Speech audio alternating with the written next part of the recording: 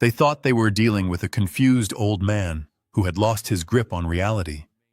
They thought that by the time I realized what was happening, the ink on the court papers would already be dry, and I would be nothing more than a prisoner in my own life.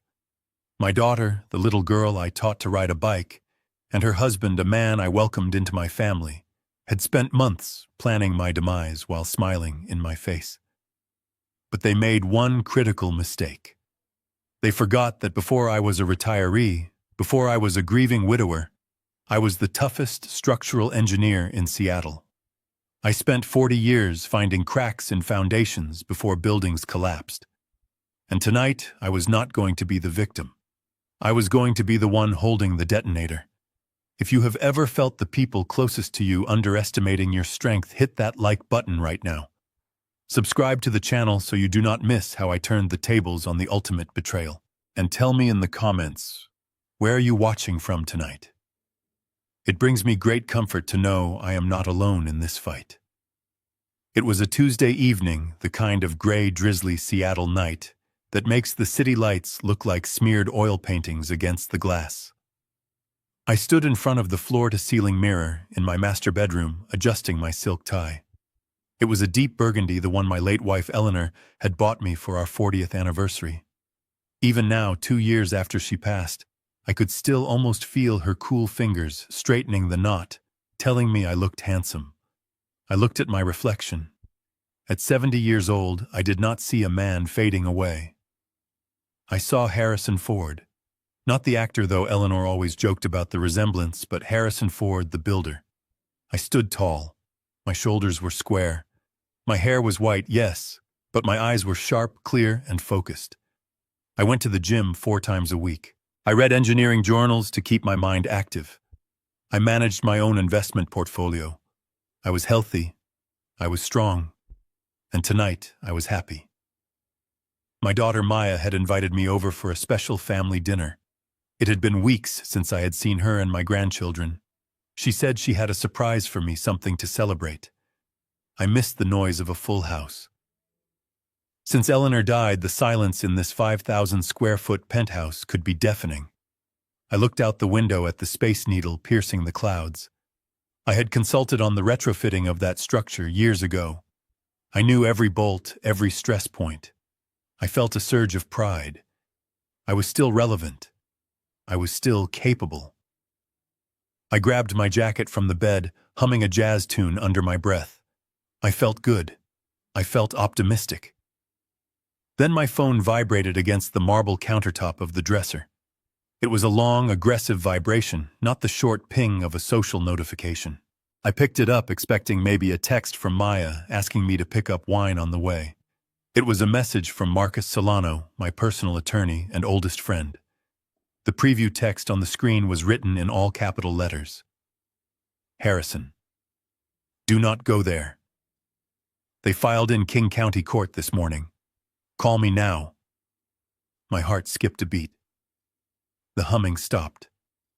The silence of the penthouse suddenly felt heavy, suffocating. Solano was not a man who used capital letters. Solano was a man of whispers and calm strategies. For him to scream through a text message meant the building was already on fire. I tapped the call button. He answered on the first ring. Harrison, tell me you are not at Maya's house yet. Solano's voice was breathless, panicked. I could hear papers shuffling violently in the background. I am just leaving, Marcus. What is going on? You are scaring me. Listen to me very carefully, Harrison. You need to stop. You need to sit down. Do not go to that dinner. Why?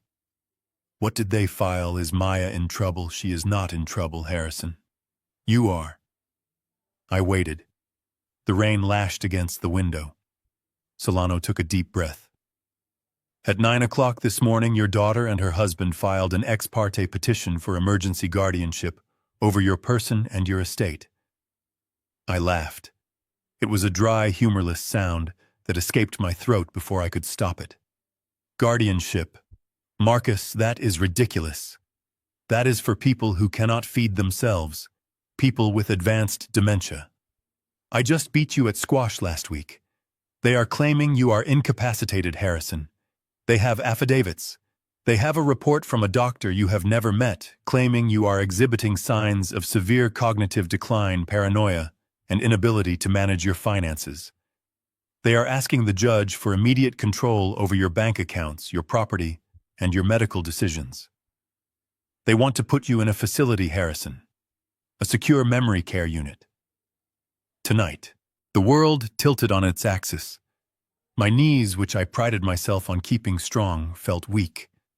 I sat down on the edge of the bed, crushing the neatly pressed duvet.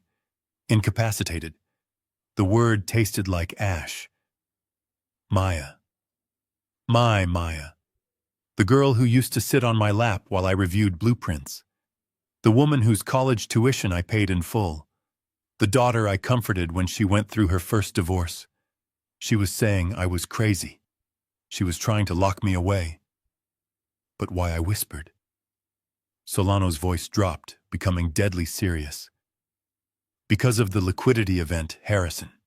The sale of the waterfront property closes next week.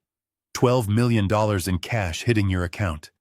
If they have guardianship, they control that money.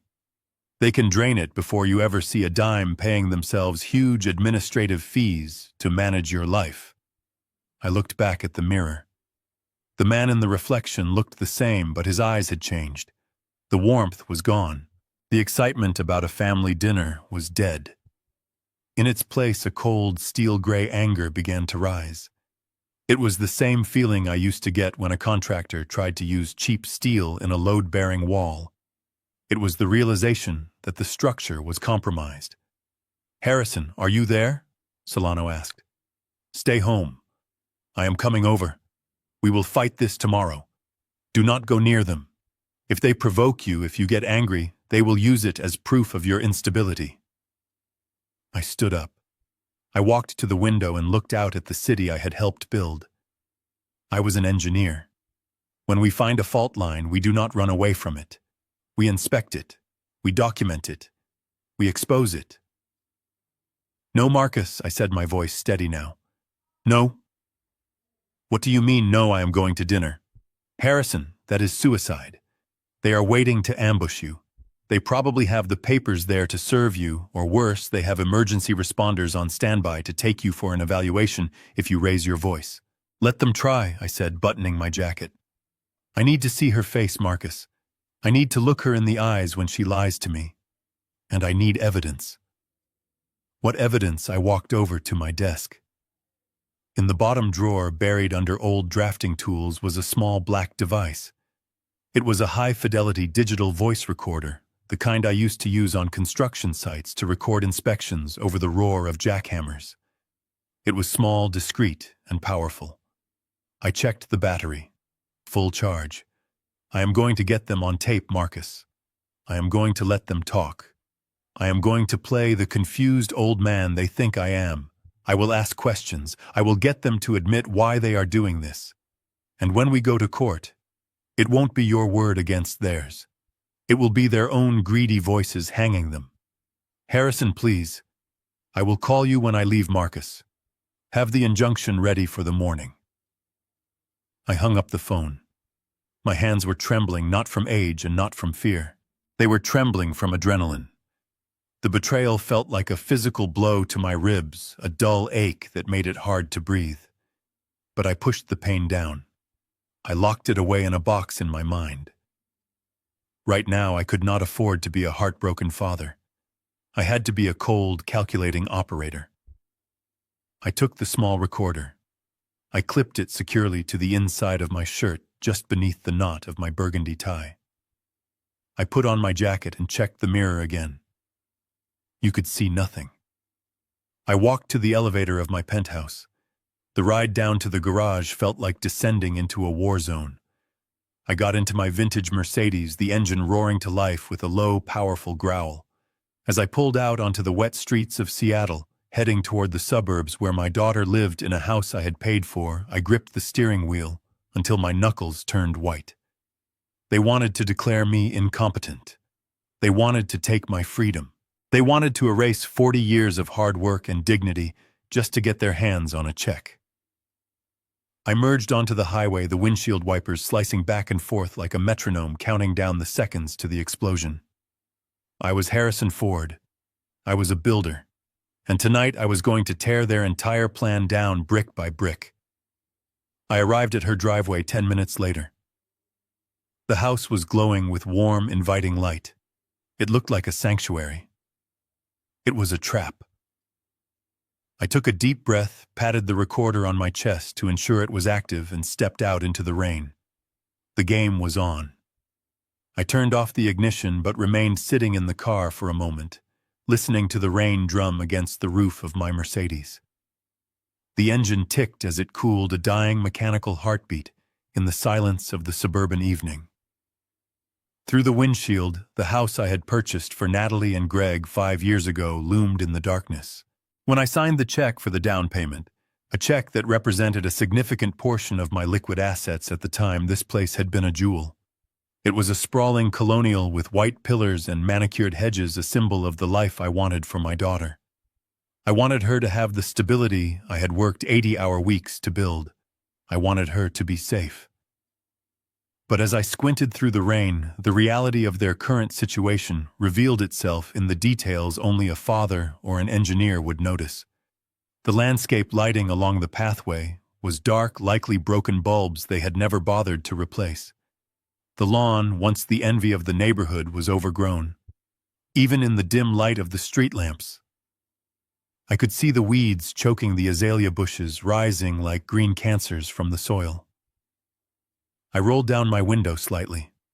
The air smelled of damp earth and neglect. I looked up at the second story. The paint around the window frames was peeling, curling outward like dry skin shedding from a wound. A shutter on the master bedroom window hung slightly askew, missing a hinge. It was a small detail, perhaps invisible to a casual passerby, but to me it screamed of financial distress. You do not let a house like this rot unless you cannot afford to fix it. You do not let the property value plummet unless you are paralyzed by debt. I felt a cold knot tighten in my stomach. Solana was right. This was not just about greed. This was about desperation. They were drowning, and instead of asking for a life raft, they had decided to sink me to keep themselves afloat. I adjusted the collar of my shirt, feeling the hard plastic of the recorder press against my collarbone. It was my shield. It was the only thing standing between me and the erasure of my identity. I took a deep breath, filling my lungs with the cold, wet air, and stepped out of the car. My shoes crunched on the gravel as I walked up the driveway.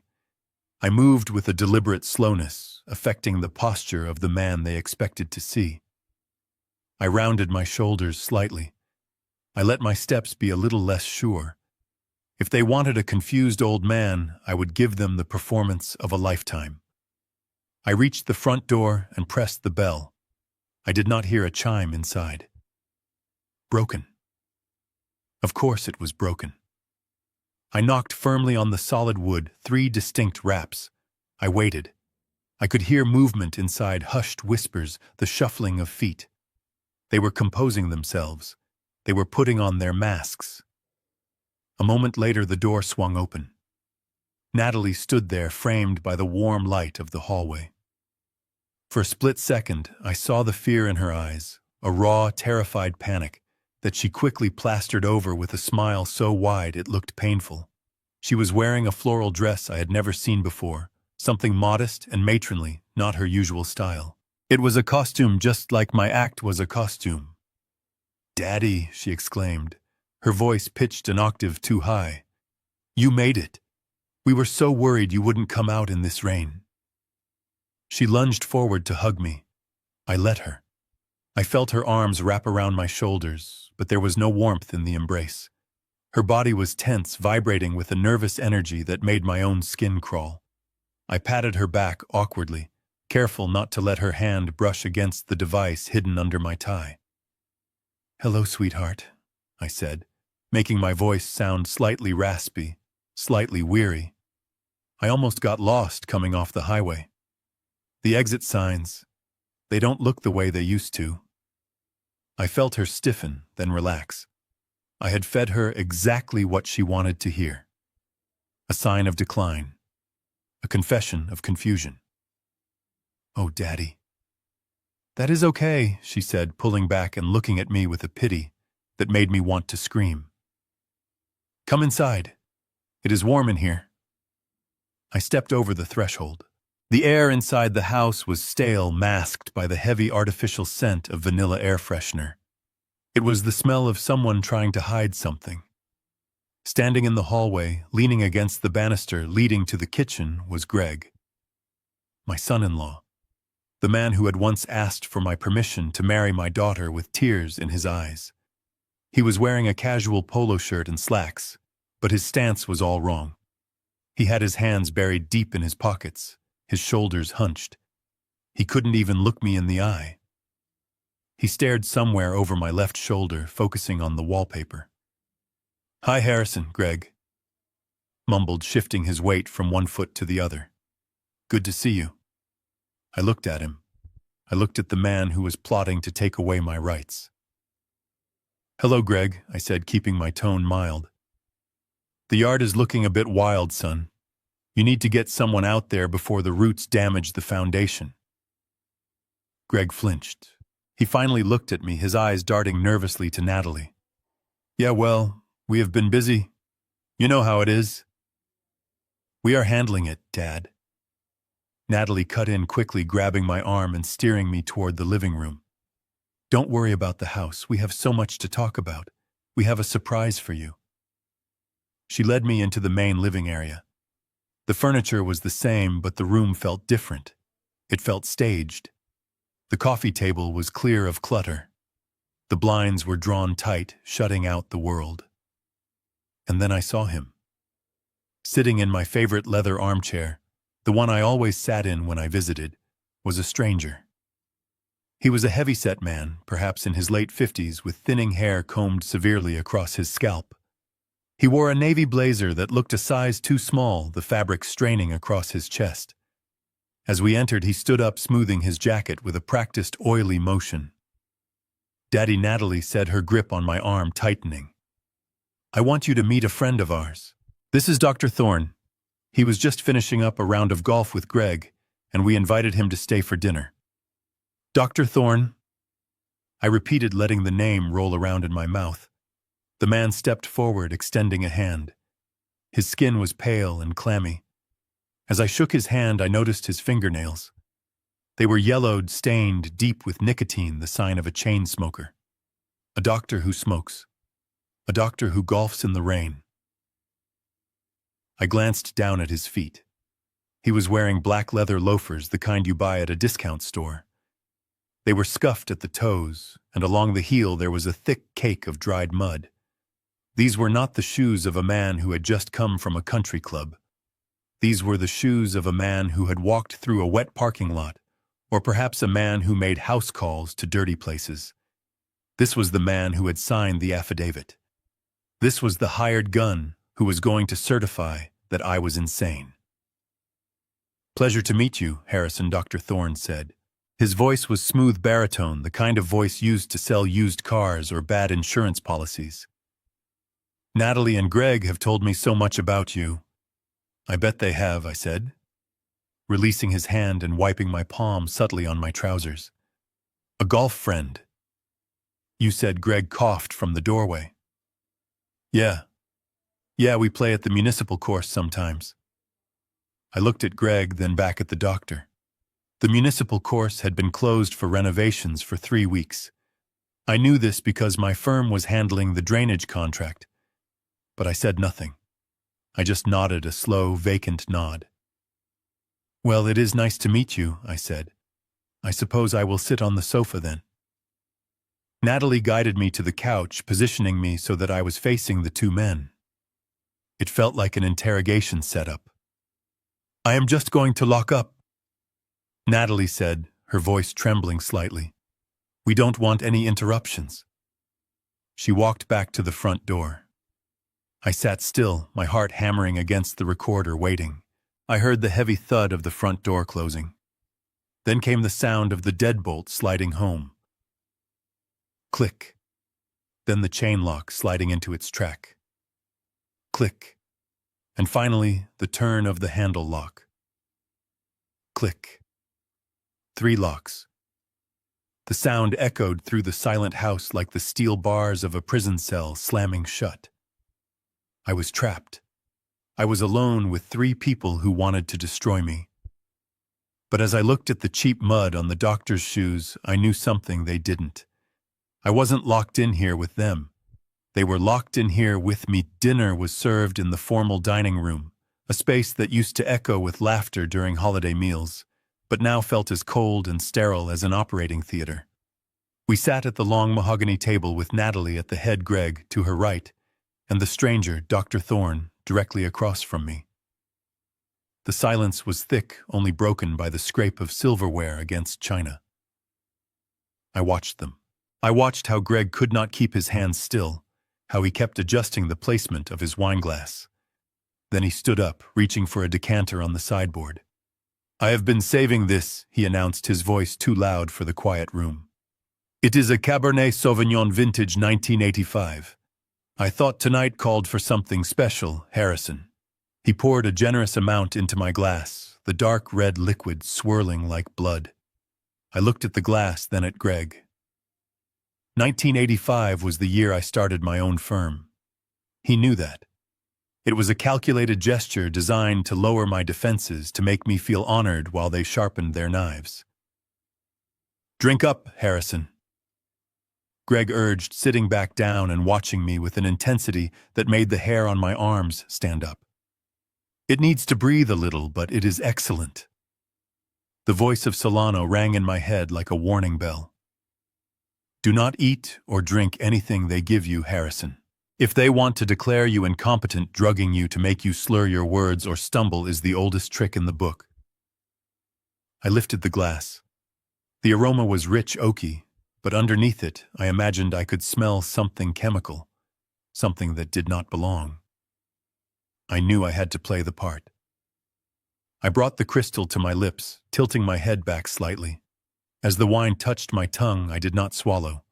Instead, I let the liquid sit there for a second, feigning a savoring pause before bringing my heavy linen napkin up to my mouth to wipe away a drop. In that concealed motion, I spat the wine into the thick fabric, folding it quickly and placing it on my lap. "It has a strong finish," I said, keeping my voice level. "Thank you, Greg." He smiled, and I saw his shoulders relax. He thought he had me. He thought the sedative or whatever was in there would start working soon. I took a piece of bread and crumbled it on my plate, moving food around to make it look like I was eating, but I swallowed nothing. "So Dad," Natalie started, her voice taking on that concerned pediatric tone she used on her children. "We have been worried about you lately." "Worried?" I asked, looking up from my plate. "Why would you be worried, Natalie? I am healthier than I have been in years." She exchanged a look with Dr. Thorne. "It is just that there have been incidents. Small things, but they are adding up. Like the keys. Do you remember last Tuesday when you called me in a panic because you could not find your house keys? You were convinced someone had stolen them." I stared at her, incredulous. "Natalie, I did not call you in a panic. I called you to ask if you had the spare set, because I left mine at the office. I drove back to the office and retrieved them. There was no panic. There was no theft." Natalie shook her head sadly, reaching out to touch my hand. "Dad, you were screaming. You said the neighbors were breaking in.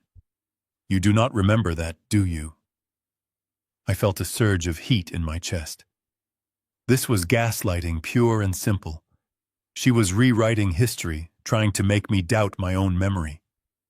I withdrew my hand from hers. "That never happened, Natalie. I have the call logs. I was perfectly calm." Dr. Thorne cleared his throat. He wiped his greasy mouth with a napkin and leaned forward, his elbows resting on the table. "Mr. Ford, what you are describing is very common. We call it confabulation. When the mind cannot retrieve a memory, it invents a logical one to fill the gap. You believe you went to the office because that is a safe, rational explanation. But your daughter is telling you the reality of the situation. Agitation and paranoia regarding personal belongings are classic early signs of cognitive decline. I looked at the doctor. His eyes were flat, devoid of empathy. He was not diagnosing me, he was reciting a script. "I am an engineer, doctor," I said, sharpening my tone. "I deal in facts. The fact is my keys were on my desk. The fact is I drove there and got them." See, Greg whispered loudly to Natalie. "He is getting aggressive." "I am not getting aggressive, Greg. I am correcting a falsehood." Natalie sighed, a long, tragic sound. "It is not just the keys, Dad. It is the money. You have been making impulsive transfers, large sums to accounts we do not recognize. We are just afraid you are being taken advantage of." I almost laughed. The only people trying to take advantage of me were sitting at this table. The transfers they were referring to were likely the payments to the forensic accountants I had hired to investigate their finances, but they did not know that yet. "I manage my own money, Natalie," I said, "and I manage it well." "But for how long?" Dr. Thorne interrupted softly. "Until you forget to pay the property tax. Until you sign a contract you do not understand." "Mr. Ford, nobody is saying you are crazy. We are saying you need help. We are saying you need a guardian." The word hung in the air. Guardian. The legal term for a jailer. I looked around the table. The walls felt like they were closing in. They were not listening to me. They were building a case brick by lie by brick. And then Natalie played her trump card. She looked down at her plate and then up at me, her eyes glistening with fake tears. "Mom would not want this for you, Dad." I froze. "Do not talk about your mother," I said, my voice dropping to a whisper. "She spoke to me, you know." Natalie continued pressing the knife deeper. "Before the end, when she was in the hospital and you were at work, she told me she was worried about you. She said you were becoming different, angry. She said she was afraid of your temper sometimes. She made me promise to look after you if you started losing your way. We are just doing what Mom wanted, Dad." The rage that exploded inside me was white hot. Eleanor had never been afraid of me. We had been partners, soulmates for 40 years. I held her hand when she took her last breath. I was the one who washed her hair when she was too weak to lift her arms. For Natalie to twist her memory, to use my dead wife as a weapon to steal my money, was unforgivable. It was a violation so deep it made me want to flip the table and scream. But I did not. I felt the recorder against my chest. I needed this. I needed the jury to hear how low they would stoop. I needed to capture their cruelty. I clenched my hands into fists under the table, digging my nails into my palms until it hurt. The pain grounded me. I took a shallow breath. She said that I asked, my voice trembling not with age, but with suppressed fury. "She did," Natalie nodded. "She wanted you to be safe. She wanted us to take control if things got bad." I closed my eyes. I let my head drop slightly. I needed to get out of there. I needed 5 minutes to breathe, to check the recorder, to wash the taste of their lies out of my mouth. If I stayed at this table 1 second longer, I would break character. And if I broke character, I would lose everything. I do not feel well," I stammered, swaying slightly in my chair. Greg perked up instantly. "Is it the wine?" "I do not know," I said, bringing a hand to my forehead. "The room is spinning. I need to go to the restroom." I pushed my chair back, scraping it loudly against the floor. I stood up, making sure to stumble just a little, grabbing the edge of the table for support. "Let me help you," Dr. Thorne said, starting to rise. "No," I snapped too quickly, then softened my tone. "No, please. I just need a moment. Just some cold water on my face. Please." I turned and walked toward the hallway, my legs feeling heavy. I could feel their eyes on my back. I could feel their excitement. They thought the drugs were working. They thought the old man was breaking down. I reached the bathroom door and stepped inside, locking it behind me with a trembling hand. I turned on the faucet, letting the water run loud and fast. I looked in the mirror. My face was pale, but my eyes were burning with a fire that would burn this whole house down. I was not the victim here. I was the witness, and court was about to be in session. I closed the bathroom door, but I did not lock it. I turned the faucet on full blast, letting the water rush into the basin, creating a shield of white noise that would mask my movements. They thought I was sick. They thought I was a fragile old man splashing water on his face to keep from fainting, because the wine had gone to his head. I looked at my watch. I gave myself exactly 5 seconds, counting them down in my head, like I was timing a demolition charge on a bridge. 1, 2, 3, 4, 5. I opened the door just a crack. The hallway was empty. The murmur of their voices drifted from the dining room, low and conspiratorial. They were probably celebrating their victory, clinking glasses over the grave of my freedom. I took off my shoes, holding them in my left hand so I could move silently in my socks. I crept down the hall past the family photos that now looked like lies framed in glass. I was not heading back to the dining room. I was heading to the den, the room Natalie used as her home office. It was the nerve center of this operation, and I needed to see the blueprints of their betrayal. I slipped inside the office and closed the door softly, leaving it unlatched just in case I needed to make a quick exit. The room smelled of stale coffee and anxiety. In the old days, Natalie was organized. She was meticulous, just like I taught her to be. But this room was a disaster zone. Papers were piled high on every surface. Unopened envelopes spilled out of trash cans.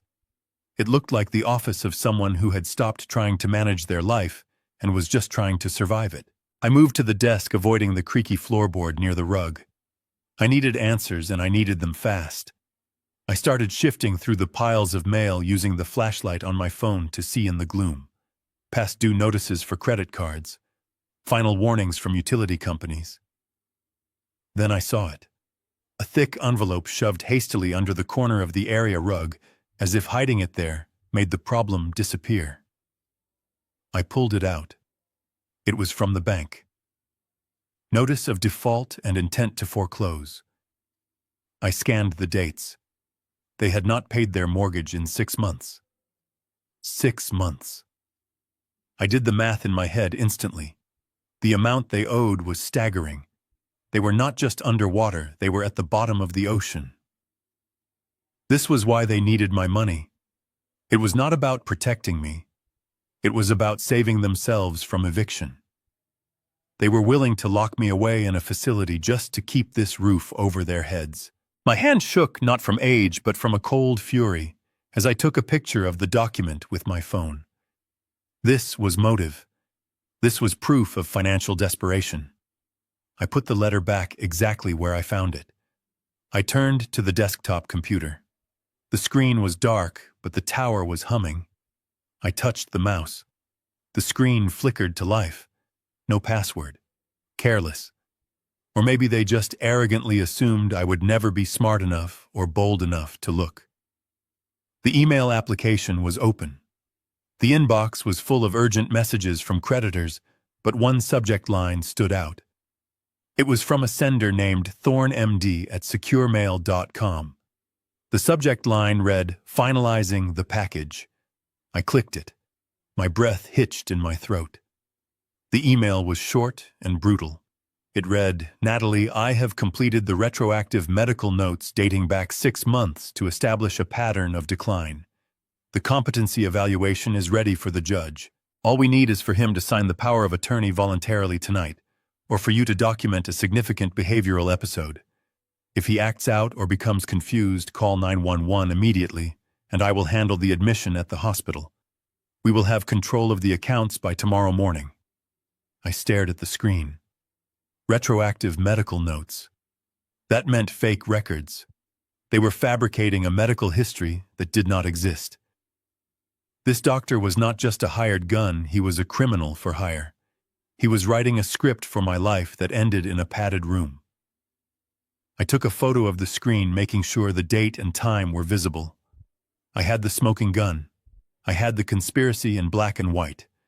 I pocketed my phone, ensuring the recorder was still running against my chest. I had what I came for.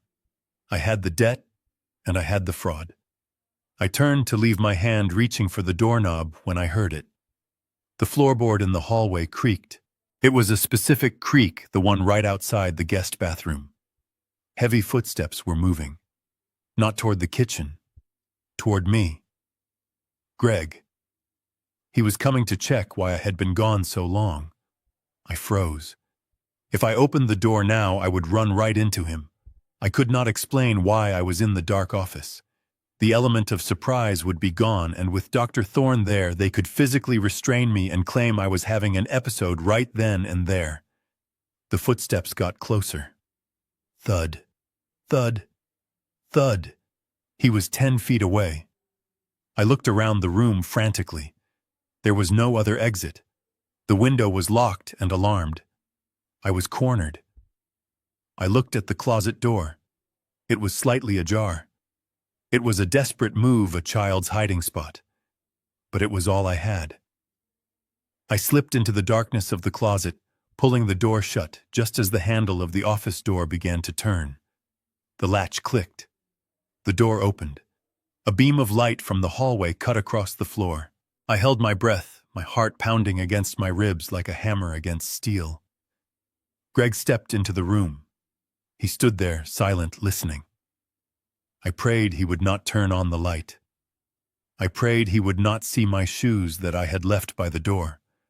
I was an engineer. I built safe places.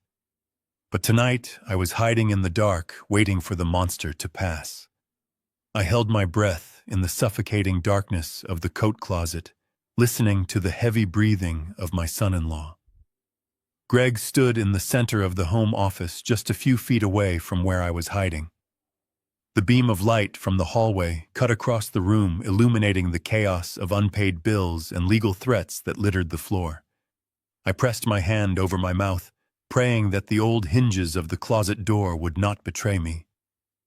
Greg took a step forward, his shoes crunching on a crumpled piece of paper. He muttered something under his breath, a curse word directed at the mess, or perhaps at his own failing life. He stood there for what felt like an eternity, scanning the shadows. Then he turned. I heard him walk back into the hallway. The moment his back was turned, I knew I had a fraction of a second to act.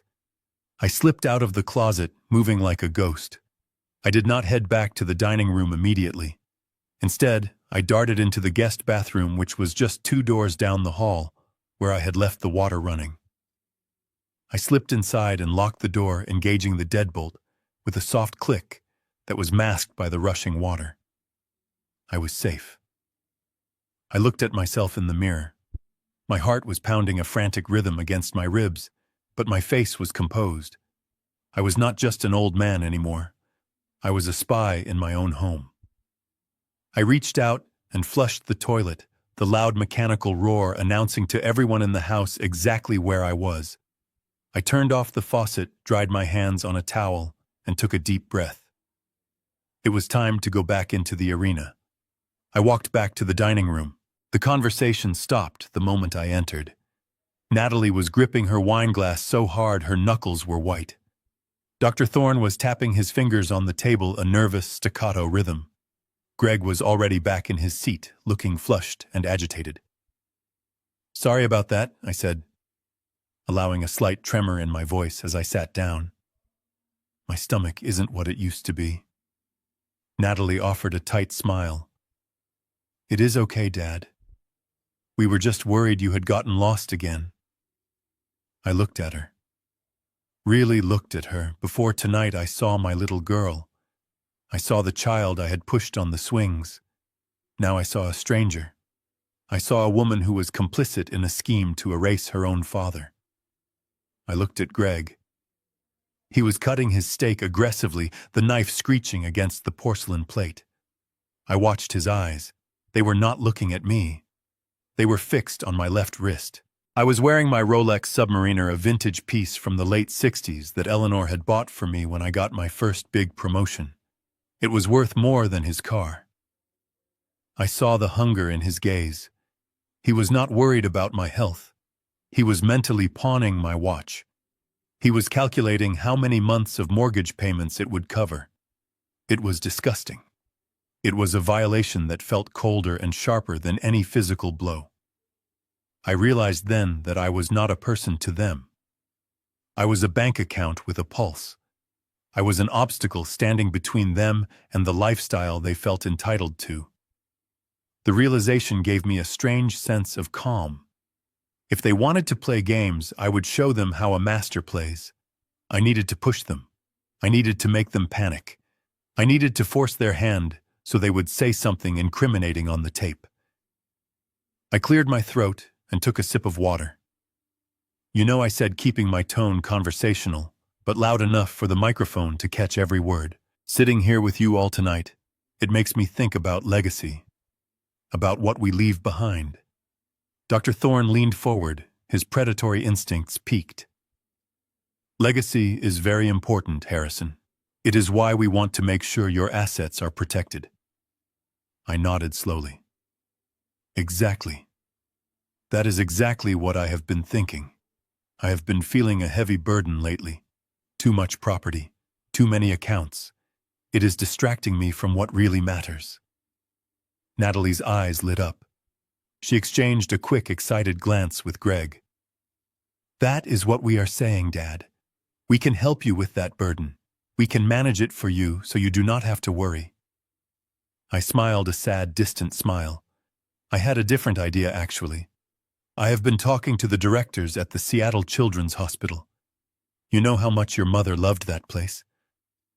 The air in the room seemed to freeze. Greg stopped chewing. Natalie's smile faltered. What do you mean, Dad? Natalie asked, her voice trembling slightly. Well, I continued, leaning back in my chair. I have decided to liquidate the investment portfolio next week. About $2 million. I am going to donate it all to the hospital to build a new wing in Eleanor's name. I think it is the right thing to do. I think it is what she would have wanted. The silence that followed was deafening. It was the sound of a bomb having been dropped in the center of the table. I watched the blood drain from Greg's face. $2 million. That was the money they were counting on. That was the money they had probably already spent in their heads. If I donated it next week, they would be left with nothing but their debt and their crumbling house. Dad, Natalie stammered. You can't do that. Why not? I asked innocently. It is my money. I want to do some good with it before I die. But that is reckless. Dr. Thorne interjected, his voice losing its smooth professional veneer and becoming sharp and urgent. Mr. Ford making such a massive financial decision on a whim is highly concerning. It indicates a lack of judgment. It is impulsive. It is not impulsive, I countered, enjoying their panic. I have been thinking about it for months. In fact, I have a meeting with their board on Thursday to sign the papers. Thursday. That gave them less than 48 hours. I saw the look of sheer terror in Natalie's eyes. She looked at Dr. Thorne, desperate, pleading. She was silently begging him to do something to stop me. She knew that if I walked out of this house tonight, that money was gone and their future was over. Dr. Thorne stared at me. His eyes were cold, hard flint. He knew I was playing them, or perhaps he just realized that the timeline had collapsed. He could not wait for a court order. He could not wait for a slow decline. He needed to stop me now. He slowly placed his napkin on the table. He reached into his pocket and pulled out a pen, clicking it open. It was a signal. It was the moment the pretenses dropped. I think Dr. Thorne said, his voice dropping to a menacing low register, that we need to address your condition immediately, Harrison. You are clearly not thinking straight. You are making irrational decisions that endanger your family's future. I looked at him, challenging him. My condition, doctor. And what condition is that? The condition that requires immediate intervention, he said. He looked at Natalie and nodded. It was the sign. The trap was springing shut. But they didn't know I had already dismantled the spring. They were moving in for the kill, but I was ready to hunt. Natalie reached down into her large designer handbag, which sat heavily by her feet. The leather creaked as she rummaged through it, a sound that seemed to scratch against the tense silence of the room. She pulled out a blue legal folder thick with documents and slid it across the polished mahogany table toward me. The papers fanned out slightly, revealing the bold black text at the top of the first page. Durable Power of Attorney. Revocable Living Trust Amendment. It was the full package. It was the legal equivalent of a death certificate for a man who was still breathing. She uncapped a heavy, expensive fountain pen and placed it on top of the documents, the nib pointing at me like an arrow. "Dad," she said, her voice dropping to a whisper that was meant to sound soothing, but sounded more like the hiss of a leaking pipe. "We can fix this. We can stop you from making a mistake you will regret. If you sign these papers right now, we can protect the assets. Dr. Thorne and I can handle the board at the hospital. We can tell them you were not in your right mind when you made that pledge." I looked down at the papers. I did not need to read the fine print to know what they said. They gave Natalie, and by extension Greg, full control over every dime I had earned in 50 years of labor. They gave them the right to sell my penthouse, liquidate my stocks, and yes, put me in a home if they deemed it necessary for my safety. "I do not understand, Natalie," I said, keeping my hands in my lap, away from the pen. "Why do I need to sign this now? I thought we were just having dinner." "Because you are not well." Dr. Thorne interjected, his voice firm and authoritative. "The very fact that you want to give away $2 million to strangers while your estate is in flux proves your cognitive impairment. This is standard procedure, Harrison. It is a safety net. Just sign it." "Daddy." Natalie pleaded, tears welling up in her eyes again. "Please, do it for Mom. Do it for us. We just want to take care of you. You are confused. You are forgetting things. Let us carry the burden." I looked at the pen. Then I looked at Greg, who was watching me with the intensity of a starving wolf. Then I looked at Natalie. The performance was flawless. If I did not know better, I would have believed her. I would have believed that I was slipping away and that she was my angel of mercy. But I felt the hard plastic of the recorder against my chest, and I felt the image of the foreclosure notice burning in my mind.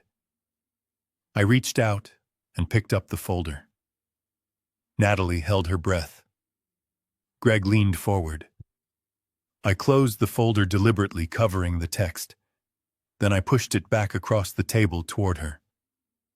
"No," I said clearly. The word hung in the air. Simple. Absolute. What? Natalie blinked. "What do you mean, no?" "I mean I am not signing anything," I said, my voice dropping the tremble I had feigned earlier.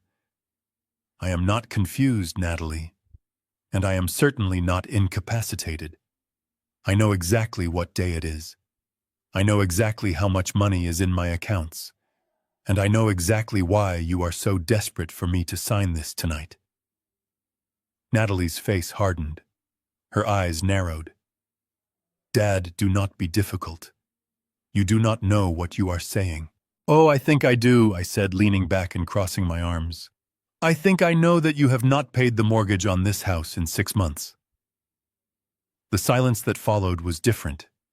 It was not the silence of tension. It was the silence of a vacuum after all the air has been sucked out of the room. Natalie froze. Greg's mouth opened slightly, but no sound came out. Dr. Thorne stopped tapping his fingers. "I know about the foreclosure notice hidden under the rug in your office," I continued, my voice steady and cold.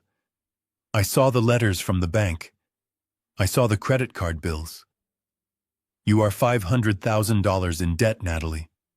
You are drowning, and you thought the easiest way to save yourself was to drown me. I watched the color drain from her face, leaving it a sickly gray. She looked at Greg, then back at me. The mask of the concerned daughter, the grieving child, the loving mother, it all began to crack.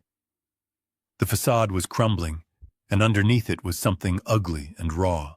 "You went through my things," she whispered, her voice trembling with a different kind of emotion now. Rage. "I went looking for the truth," I replied, "because I knew my daughter would never try to commit me unless she had a reason. I just didn't think the reason would be a price tag." "That is enough," Greg shouted, slamming his hand onto the table. The wine glasses jumped. "You have no right to spy on us in our own house." "It is my house, Greg," I shot back, my voice rising to match his. "I paid for it. Just like I paid for your car, just like I paid for your wedding. And now you want to steal the rest. You want to declare me insane because you cannot manage your own greed." The explosion came then. It was not gradual. It was instant.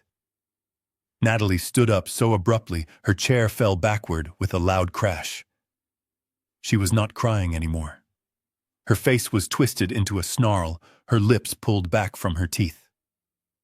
"Greed," she screamed, pointing a shaking finger at me. "You call it greed. You sit up in that penthouse with your millions, watching. The numbers go up while we struggle, while we suffocate. You selfish old man, Natalie," I said quietly, shocked by the venom in her voice. "Don't you dare judge us," she yelled, her voice cracking. "You have more money than you could spend in 10 lifetimes, and you are going to give it to a hospital, to strangers. When your own daughter is about to lose her home, you care more about your legacy than you care about your own blood. I would have helped you." I said the words tasting like ash in my mouth. "If you had asked, if you had told me the truth, I would have written the check. I always have. But you didn't ask, Natalie. You tried to erase me. You tried to take my freedom. Because you are a controlling narcissist," she spat. "You would have held it over our heads forever. We needed the money without the strings. We needed what is rightfully ours. You are old, Dad. You had your time. Why can't you just let go? Why do you have to be so stubborn? Just sign the damn papers." She slammed her hand down on the folder again and again, a rhythmic thud of desperation. "Sign it, sign it." I looked at her and I saw the truth. There was no love left. Maybe there never had been. Just expectation. Just entitlement. My heart broke then. Not a crack, but a shatter. But I did not let it show. "No," I said softly. "Never." Natalie looked at me, her chest heaving. Then she looked at Dr. Thorne. Her eyes were wild. "Do it," she hissed. "Just do it." I started to stand up. "I am leaving," I said. "I am walking out that door and I am calling my lawyer." I turned toward the hallway, but Greg was already moving. He was younger than me. He was bigger than me. He moved with a speed I did not expect. He stepped between me and the archway, blocking the path to the front door. He crossed his arms, his face flushed with adrenaline and anger. "You are not going anywhere, Harrison," Greg said, his voice low and threatening. "You are not well. We cannot let you leave in this state." "Greg, move," I warned him. "Sit down," Greg said, taking a step toward me. I backed up, bumping into the sideboard. I looked around. I was trapped in the dining room. And then I saw Dr. Thorne. He had opened his black medical bag. He was not looking at me. He was focused on his hands. He held a small vial of clear liquid in one hand and a syringe in the other. He uncapped the needle with a practiced motion and inserted it into the vial, drawing back the plunger. The liquid filled the chamber. "What are you doing?" I asked, my voice rising in genuine panic. Dr. Thorne tapped the side of the syringe, flicking away an air bubble. He looked up at me and his eyes were dead. "It is a sedative, Harrison," he said calmly, as if he were discussing the weather. "Just something to calm you down. You are extremely agitated. It is dangerous for your heart." "This is assault!" I shouted, backing away until I hit the wall. "You cannot do this. It is emergency medical intervention," Natalie said, her voice cold and detached. "You are having an episode, Dad. We are just helping you." "Greg, grab him," Thorne ordered, stepping around the table, the needle glinting in the chandelier light. Greg lunged for me. I raised my hands, but I knew I could not fight them both. The trap had not just sprung, it had turned into a slaughter. They were going to drug me, force my hand to sign, or simply keep me unconscious until the morning. But as Greg's heavy hands grabbed my shoulders, pinning me against the wall, I remembered one thing: the live stream. The button on my phone I had set up as a failsafe. I didn't need to fight them. I just needed to stall them for 10 more seconds. The fabric of my shirt tightened around my neck, choking off the air, as Greg shoved me back against the silk wallpaper of the dining room. I could smell the stale wine on his breath and feel the heat radiating from his frantic, desperate body. This was not the man who had asked for my blessing to marry my daughter 10 years ago in a shy, respectful voice. This was a man cornered by his own failures, a man who had decided that violence was the only bridge left to cross. His knuckles dug into my collarbone, and for a moment I felt the frailty of my 70 years. My mind was sharp, my will was iron, but my bones were old. I saw the wild look in his eyes, a mixture of panic and malice that told me he had crossed a line he could never uncross. "You have 2 choices, Harrison."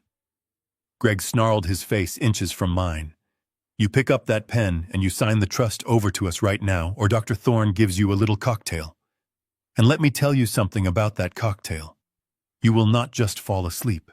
You will wake up tomorrow morning in a secure psychiatric facility strapped to a bed, and you will not remember a single thing about tonight. You will not remember the dinner. You will not remember this conversation. All you will know is that your mind finally snapped and we had to save you." I looked at him and then past him to Dr. Thorne. The doctor stood by the table, holding the syringe with a steady hand. The needle caught the light from the chandelier, a thin silver promise of oblivion.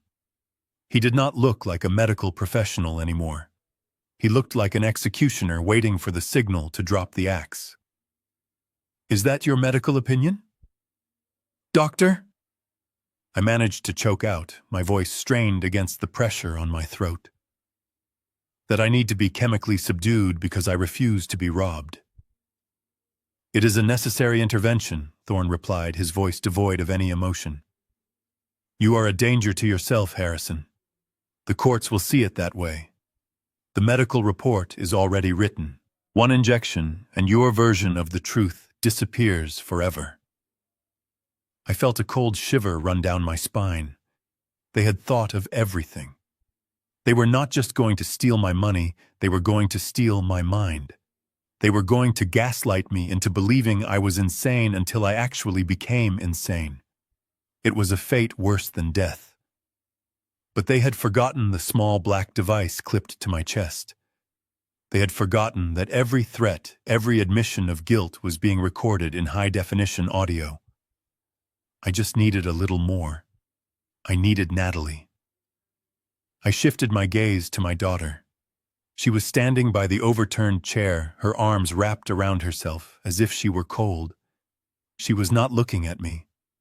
She was staring at the floor, her face a mask of conflict and resolve. "Natalie," I said, my voice soft, but cutting through the tension in the room. "Look at me." She did not move. "Look at me, daughter," I commanded, putting every ounce of my paternal authority into the words. Slowly, reluctantly, she raised her head. Her eyes were red-rimmed, but dry. "Is this what it has come to?" I asked, keeping my eyes locked on hers, ignoring Greg's hand at my throat. "You are going to let them assault me. You are going to let them inject me with drugs and throw me in a madhouse. Me, the man who taught you how to ride a bicycle in the park when you were 6 years old. Do you remember that, Natalie? You were so scared to take the training wheels off. You cried. You said you would fall." "Stop it," Natalie whispered, shaking her head. I did not stop. I held the seat for you. I continued, the memory flooding back as vivid as if it were yesterday. I ran beside you for 3 blocks, holding you up until you found your balance. I promised I would never let you fall, and I never did. I have spent my entire life making sure you never fell, Natalie. When you wanted to go to art school, I paid for it. When you wanted this house, I bought it. That is enough, Greg shouted, tightening his grip. Sign the papers, old man. I ignored him. I spoke only to her, to the ghost of the little girl I once adored. And your wedding day, I said. You were shaking in the dressing room. You thought you were not ready. I took your hand. I walked you down the aisle and I placed your hand in his. I trusted him with you. And now you are letting him do this to me. You are letting him threaten my life for a bank account. Natalie closed her eyes. I saw a tear escape and roll down her cheek. For a second I thought I had reached her. I thought the daughter I raised was still in there somewhere, buried under the debt and the lies. I thought she would scream at Greg to let me go. I thought she would end this madness. But when she opened her eyes, the tear was gone and the steel was back. She took a deep breath and her face hardened into a look of absolute coldness. A look I had never seen before. It was the look of a stranger. Don't you dare Loitin Camrade, she said, her voice low and venomous. Don't you dare use my childhood against me. It is not a weapon, Natalie. It is the truth, I said. The truth is that you are selfish, she snapped, stepping closer, her hands clenched into fists at her sides. You talk about the past because it makes you feel like a hero. But where were you when we were drowning these last 6 months? Where were you when the bank started calling 5 times a day? You were busy playing the retired genius in your penthouse. I would have helped you, I repeated, my heart breaking in my chest. I do not want your help, she screamed, cutting me off. I want what is mine. I am your only child. That money is going to be mine eventually anyway. Why should I have to wait until you die while I lose everything now? Why should I lose my house, my status, my life, just because you are too stubborn to share? Because it is not sharing if you steal it, I said quietly. Natalie laughed, a dry, bitter sound. Call it what you want. I do not care about dignity anymore, Dad. I care about survival. Your money is the only thing that can save us. It is the only lifeline I have left. So do not look at me with those sad eyes. You forced us to do this. You made us the villains because you wouldn't be the father we needed. She turned her back on me. The gesture was final. It was a door slamming shut on 40 years of love. Finish it, she said to Greg. Get the signature. I do not care how. Greg grinned a feral, triumphant smile. He looked back at Dr. Thorne. You heard her, Dr. Greg said. He is not cooperating. Give him the shot. Dr. Thorne nodded. He walked toward me, the syringe raised. I watched the clear liquid inside the barrel. I watched the sharp tip of the needle. Hold him steady, Thorne said, stepping into my personal space. I need to find a vein in his neck to make it work faster. Greg shifted his grip, pinning my arms to my sides, using his body weight to crush me against the wall. I could not move. I could not fight. I was trapped. Dr. Thorne reached out, his cold fingers probing the skin of my neck, searching for the pulse. I felt the sharp sting of an alcohol wipe. This was it. In seconds, I would be unconscious. In hours, I would be institutionalized. My recording would be useless if I was locked away where no one could find it. I had the evidence, but I was about to lose my voice. The needle moved closer, hovering just inches from my skin. I stared at it. I stared at the end of my life.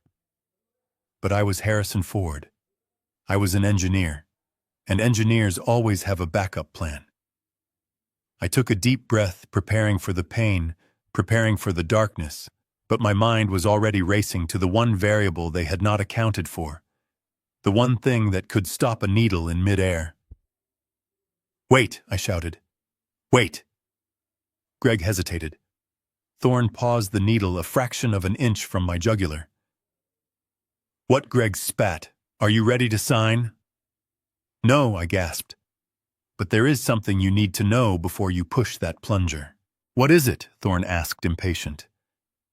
I looked directly into the camera lens of the security sensor in the corner of the room, the one I had noticed when I first walked in, the one they thought was disabled.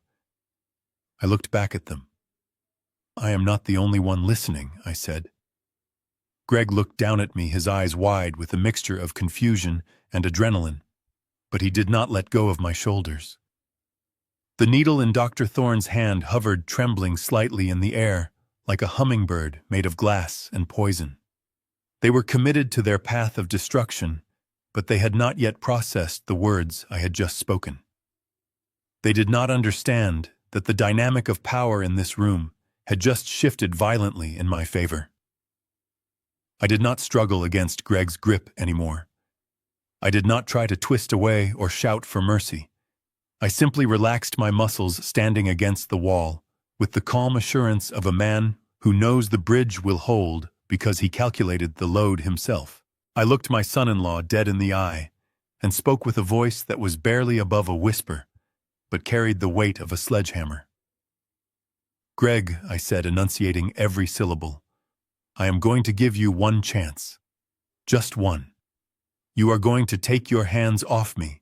You are going to step back 3 paces, and you are going to do it right now. Because if you do not, if that needle touches my skin even for a second, you are not just going to lose this house. You are going to spend the next 20 years in a federal penitentiary. Greg blinked, his grip loosening just a fraction. He looked at Dr. Thorne uncertainly. What is he talking about? Greg asked, his voice wavering. He is bluffing. Just do it, doctor. He is not bluffing. Dr. Thorne said softly, his eyes fixed on my chest.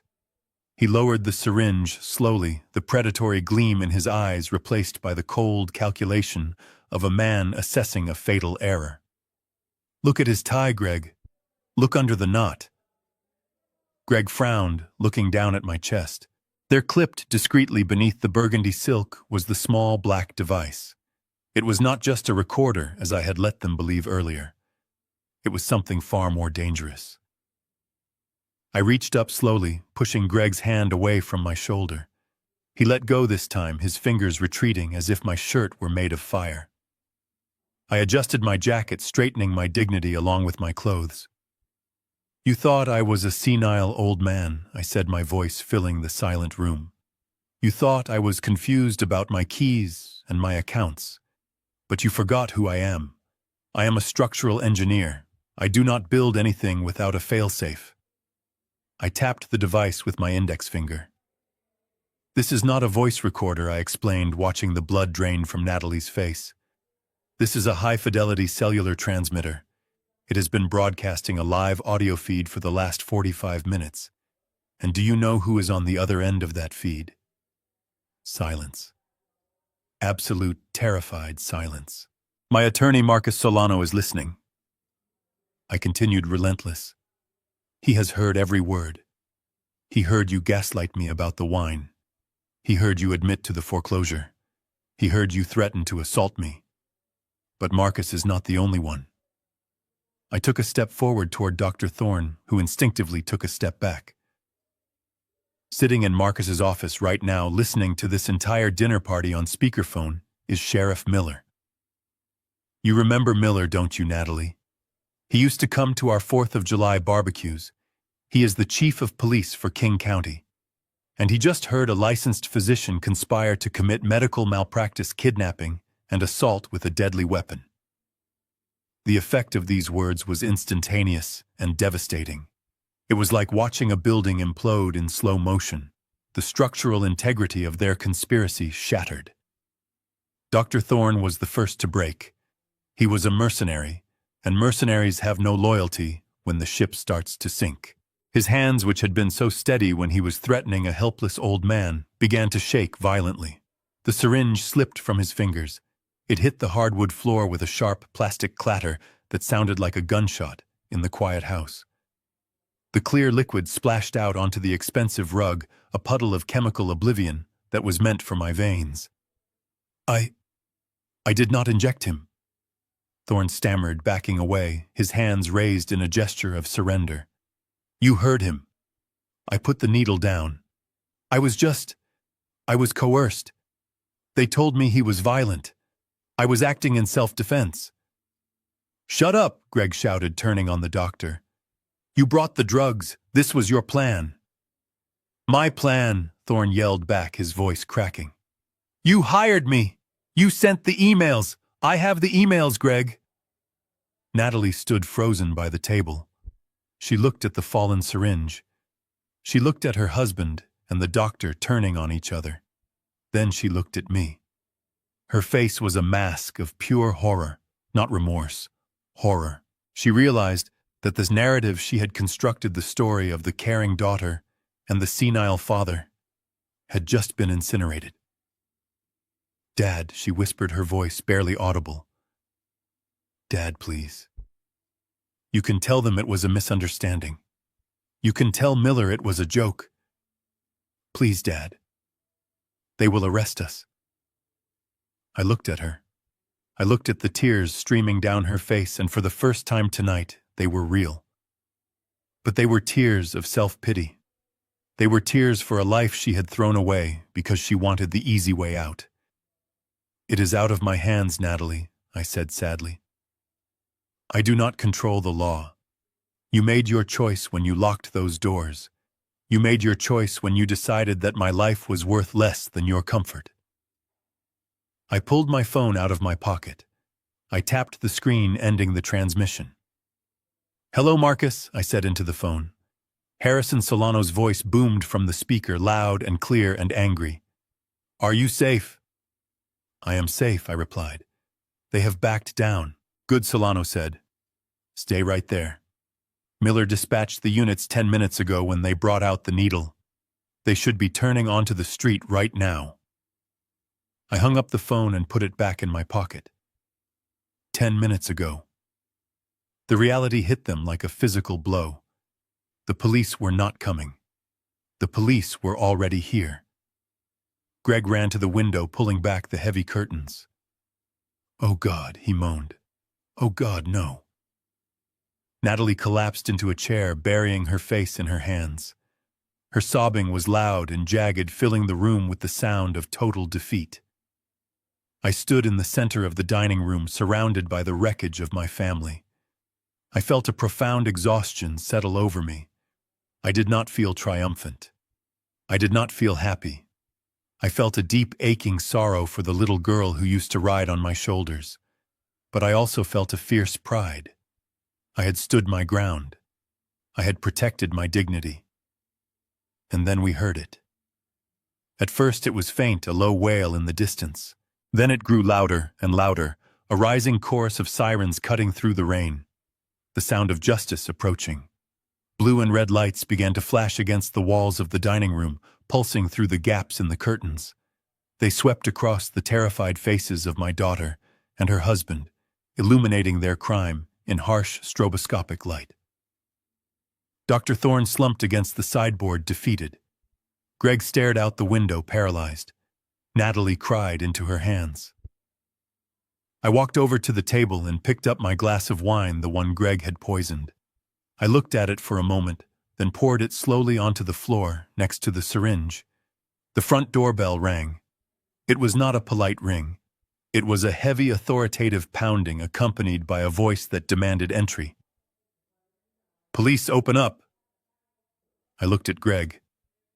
Go open the door, son, I said, my voice calm and final. I think your guests have arrived. The sound of the doorbell echoing through the house should have been the end of it. But for Greg, it was the spark that ignited the gasoline of his despair. He did not move toward the door to let the officers in. Instead, he froze, his body vibrating with a chaotic energy that terrified me more than the needle ever had. He looked at the door, then he looked at me, and in that split second, his face transformed. The fear vanished, replaced by a blind, unadulterated hatred. He was not seeing his father-in-law anymore. He was seeing the architect of his destruction. He was seeing the man who had dangled a safety net and then snatched it away, leaving him to freefall into the abyss of prison and bankruptcy. "You did this," Greg screamed, his voice shredding the tense atmosphere. "You planned this whole thing. You came here to entrap us. You wanted to ruin me." He was hyperventilating, his chest heaving. He began to pace back and forth like a caged animal, looking for a way out where there was none. He looked at the window, but the flashing blue lights outside told him there was no escape.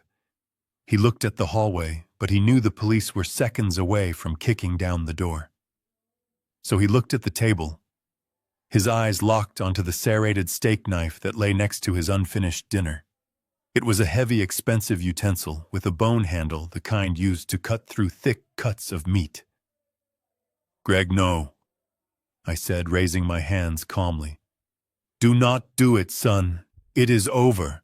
Just open the door." He did not listen. He lunged for the table, snatching the knife with a speed born of pure adrenaline. He held it out in front of him, the blade shaking in his grip. "I am not going to jail because of you," he spat. "You ruined my life, Harrison. You judged me from the day you met me. You never thought I was good enough for her. You hoarded your millions while I drowned. You owe me this life. You owe me." He was not making sense. He was unraveling. The narrative he had built in his head, where he was the victim and I was the villain, had taken over completely. He took a step toward me, the knife pointed at my chest. "Greg, stop!" Dr. Thorne yelled from the corner, but he made no move to intervene. He was cowering, protecting himself. Greg took another step. I saw his muscles tense. I saw the decision form in his eyes. He was going to attack. He was going to try to hurt me, perhaps thinking in his delusional state that if I were gone, the witness would be gone. He lunged. It was a clumsy, desperate thrust aimed wildly at my midsection. I am 70 years old, but I am not helpless. For the past 15 years, every Tuesday and Thursday morning, I have attended an Aikido class at the community center. I started it for the cardio to keep my heart healthy after Eleanor was diagnosed, but I stayed for the philosophy of harmony, the art of using your opponent's energy against them. I am not a fighter, but I understand physics. I understand leverage. And I understand that when a heavy object moves with too much momentum, it is easy to redirect. As Greg thrust the knife toward me, I did not retreat. I stepped forward and to the side, a movement called irimi. I reached out and caught his wrist, not stopping the force, but guiding it. I pivoted on my left foot, turning my body in the same direction he was moving. It was a simple, circular motion, a transfer of kinetic energy. I applied pressure to his wrist and added my own weight to his forward momentum. Greg's eyes went wide with shock. He expected resistance. He expected me to cower. Instead, he found himself flying forward, his own aggression serving as the engine of his downfall. I released his wrist at the apex of the turn. He stumbled past me, his feet tangling in the rug. He could not stop. He crashed heavily into the large glass display cabinet that stood against the far wall. The impact was tremendous. The glass shattered with a deafening crash, raining shards down onto the floor. The expensive china plates and crystal glasses, the symbols of the status they cherished so much, came tumbling down, burying him in a pile of broken luxury. Greg lay there amidst the wreckage, groaning, the knife sliding from his hand and skittering across the floor. He was not dead, just winded and defeated, covered in the debris of his own making. I stood over him, breathing hard, my heart hammering, but my feet planted firmly on the ground. "Stay down, Greg," I said, my voice steady. "Do not get up." While her husband lay in a heap of broken glass, Natalie did not run to help him. She did not scream for the doctor. Survival instinct had stripped away her humanity, leaving only a frantic need to erase the past. She looked at the blue folder on the table, the one containing the fake medical history and the power of attorney, the evidence of their conspiracy. She snatched the folder up, her movements jerky and manic. She grabbed the papers Dr. Thorne had left on the table as well. "No," she muttered, her eyes wild. "No, no, no. They can't see this." She ran to the gas fireplace in the living room, which was flickering with a decorative flame. She fell to her knees, ripping the papers out of the folder. She began shoving them into the fire, her hands shaking so badly she dropped half of them on the hearth. "Natalie, stop, it is useless," I said, watching her from the dining room. She ignored me. She was shoving the documents into the flames, watching the edges curl and blacken. "Burn," she hissed. "Burn, you stupid papers." I watched her with a profound sense of pity. She looked small. She looked like a child trying to hide a broken vase before her parents came home. She did not realize that in the digital age, paper means nothing. She did not know that I had photos of every document on my phone. She did not know that the email from Dr. Thorne was already preserved on a cloud server. She was burning ash. She was destroying nothing but her own dignity. I did not try to stop her. I did not move to pull the papers from the fire. I just stood there and watched. It was a tragic scene. My daughter, the woman I had raised to be strong and honest, kneeling in her ruined dress feeding lies to a fire while her husband lay bleeding in the dining room. The house was destroying itself from the inside out. The pounding on the front door stopped. There was a brief, heavy silence, then a loud mechanical crack as the wood of the door frame gave way. The door flew open, slamming against the wall. "Police, get on the ground!" The shout was loud, commanding, and absolute. A swarm of dark uniforms poured into the hallway. Beams of bright white light cut through the dim, romantic lighting of the house, blinding and sharp. They moved with a terrifying efficiency. I raised my hands slowly, keeping them visible. "I am the victim," I said clearly and calmly. "The men who attacked me are in the dining room." 2 officers moved past me, guns drawn but pointed low. They saw Greg trying to push himself up from the glass. "Stay on the ground. Put your hands behind your back now." Greg slumped back, defeated, his face pressed into the shards of his broken life. Another officer moved toward the fireplace where Natalie was still frantically trying to push burning paper deeper into the logs. "Ma'am, step away from the fire. Step away now." She turned to look at the light, her face smeared with soot and tears, her eyes wide and unseeing. She looked like a ghost caught in the beam of a headlight. "But I have to finish it," she whispered deliriously. "I just have to finish it." The officer holstered his weapon and moved in, grabbing her arm firmly, but not roughly, pulling her away from the flames. "It is over, ma'am," he said. I looked around the room. The dinner party was over. The trap had been sprung. And as the cold wind from the broken door rushed into the house, chilling the air, I realized that I had won the war, but I had lost everything that made it worth fighting. However, I was alive. I was free. And I was standing tall. The engineering held. The foundation was strong. And tomorrow I would begin the long, hard work of clearing the rubble. The room was a kaleidoscope of flashing blue and red lights that bounced off the shards of broken glass scattered across the floor. The peaceful silence of the suburbs had been replaced by the crackle of police radios and the heavy, chaotic noise of justice being served. 2 officers were hauling Greg to his feet. He was bleeding from a shallow cut on his cheek where he had landed on the china cabinet, and his expensive polo shirt was torn and stained. He wasn't shouting anymore.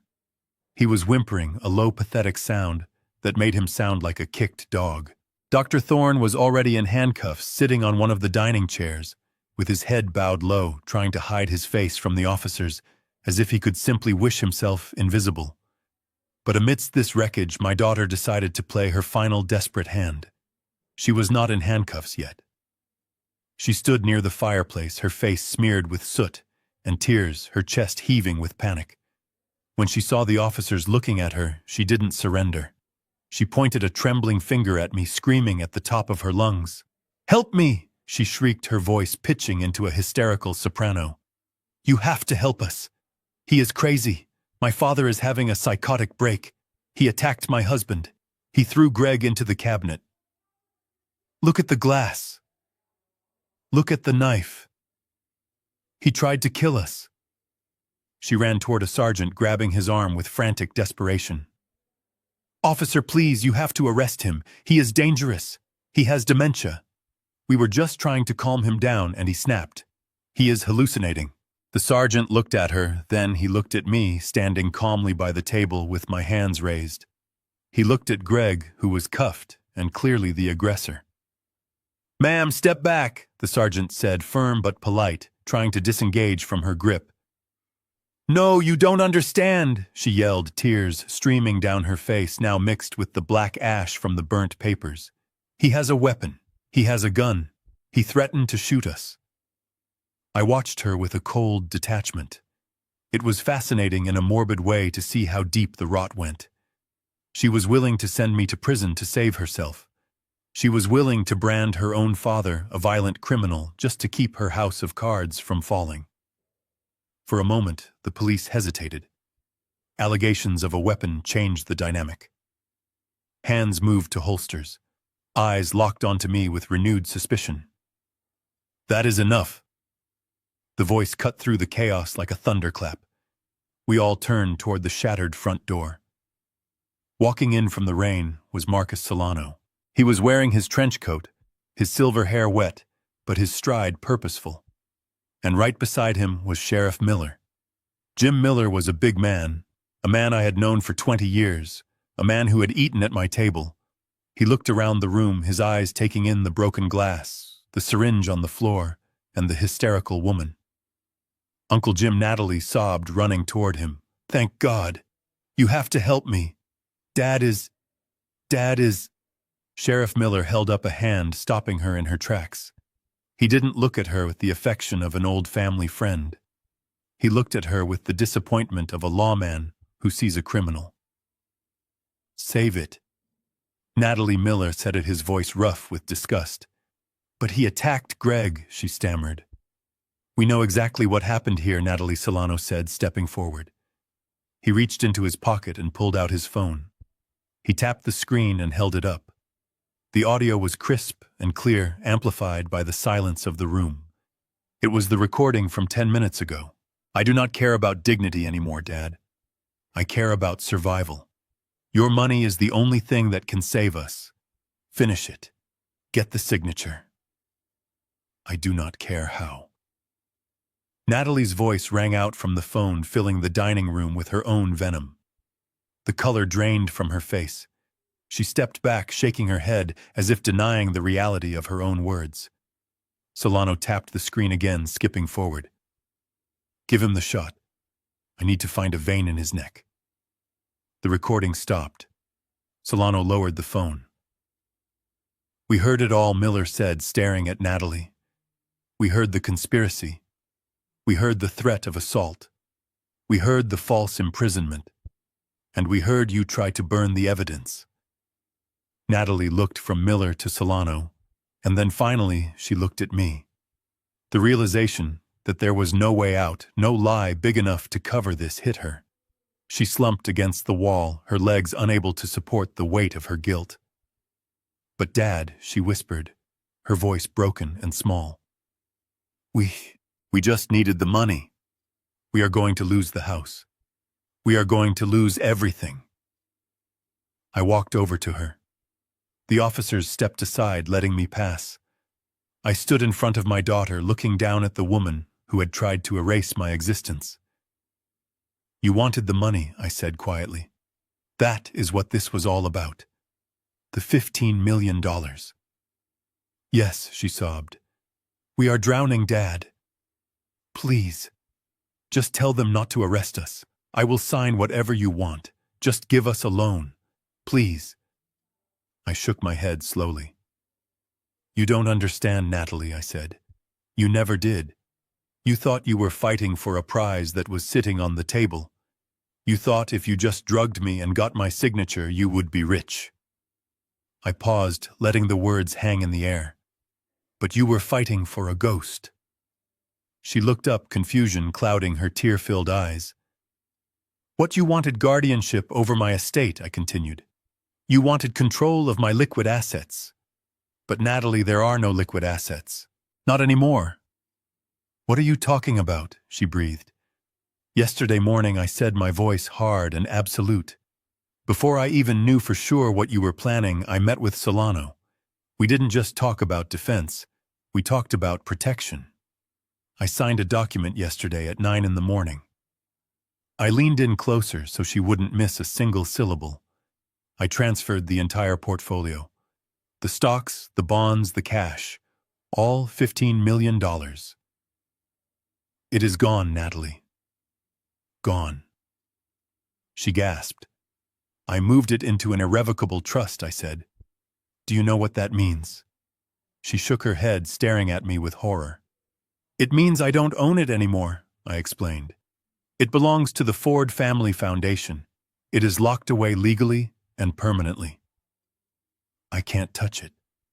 You can't touch it. And no court order in the world can touch it.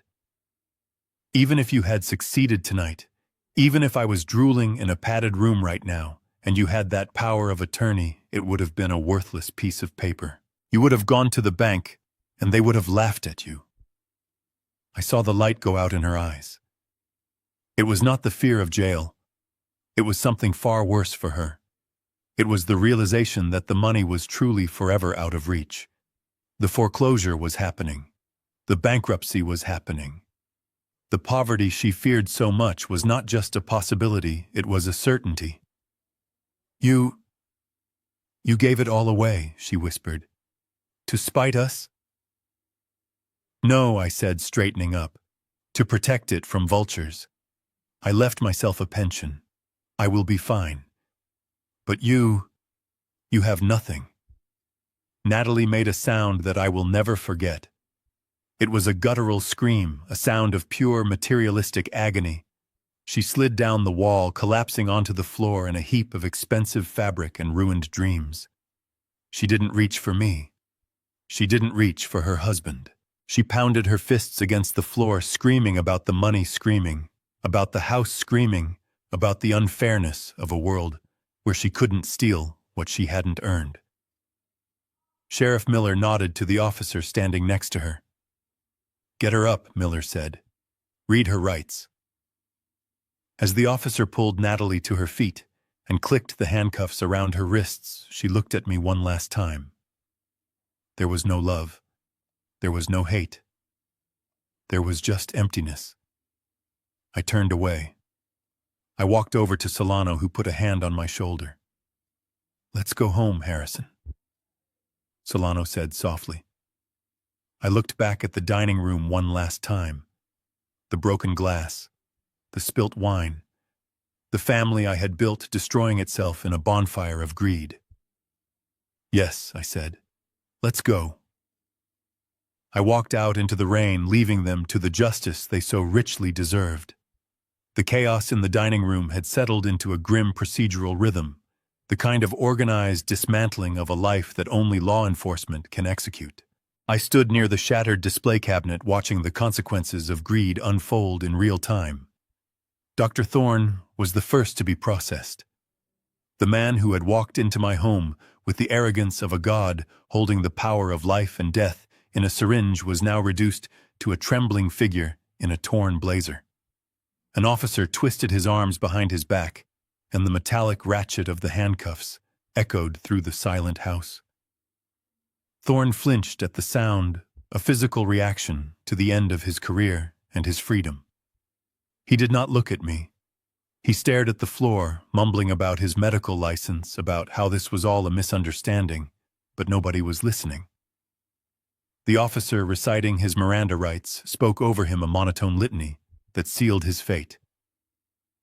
You have the right to remain silent. Anything you say can and will be used against you.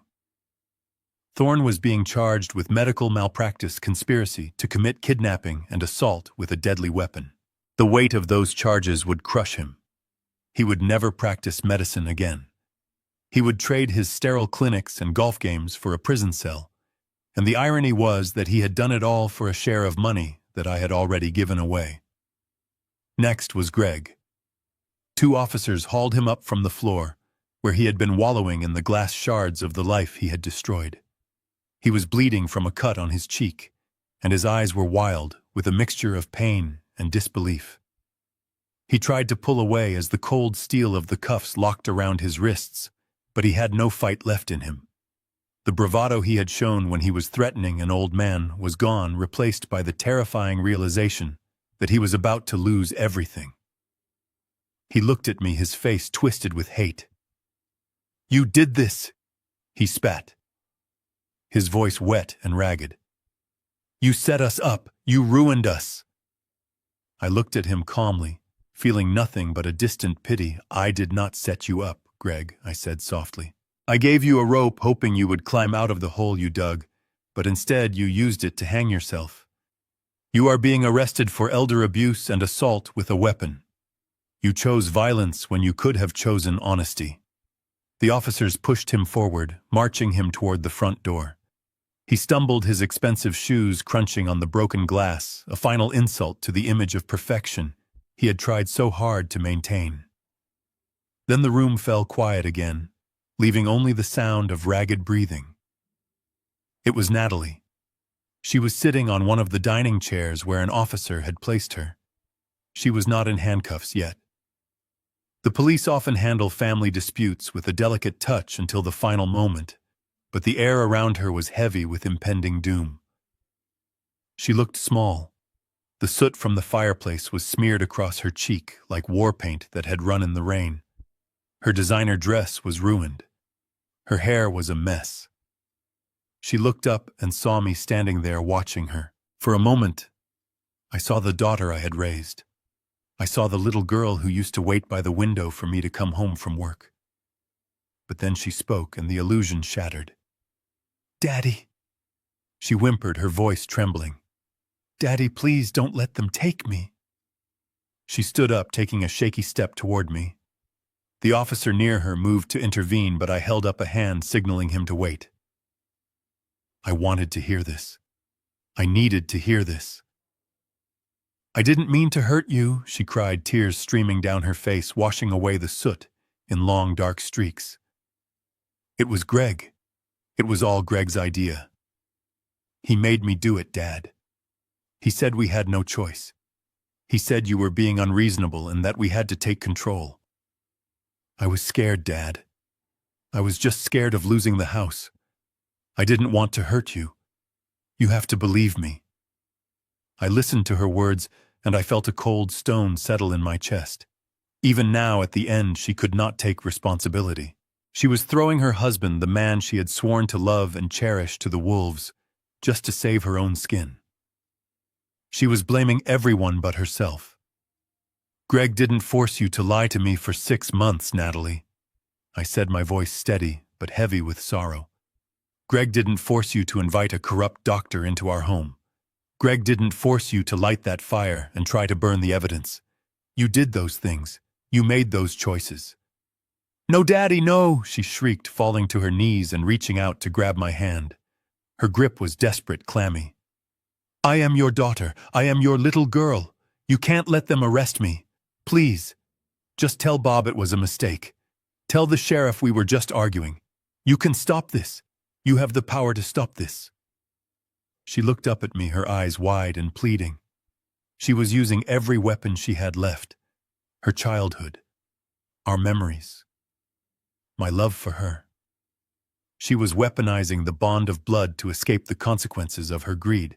And God help me, a part of me wanted to do it. A part of me wanted to pull her up and hug her and tell the police to go away. No father wants to see his child in chains. No father wants to be the one who sends his daughter to prison. My heart was breaking, cracking down the center with a pain that was sharper than any knife. But then I looked at the table. I saw the syringe lying in a puddle of wine. I saw the spot where I had stood when she told them to inject me. "Finish it," she had said. I don't care how.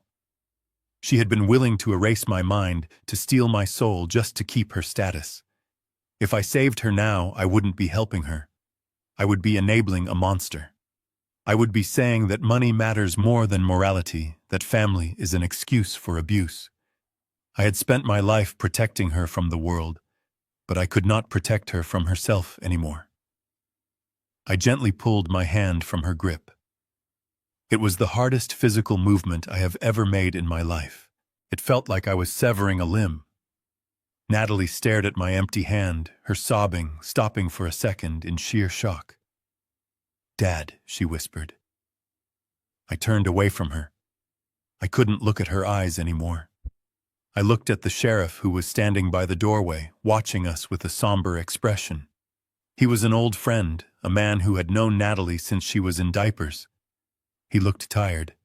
He hated this as much as I did, but he was a man of the law. "Bob," I said, my voice sounding strange to my own ears, old and weary. "Yes, Harrison," Bob replied, stepping forward.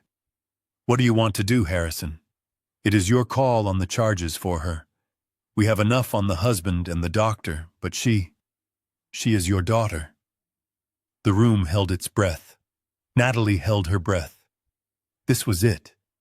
The final decision. The moment that would define the rest of our lives. I looked out the window at the rain falling in sheets against the glass.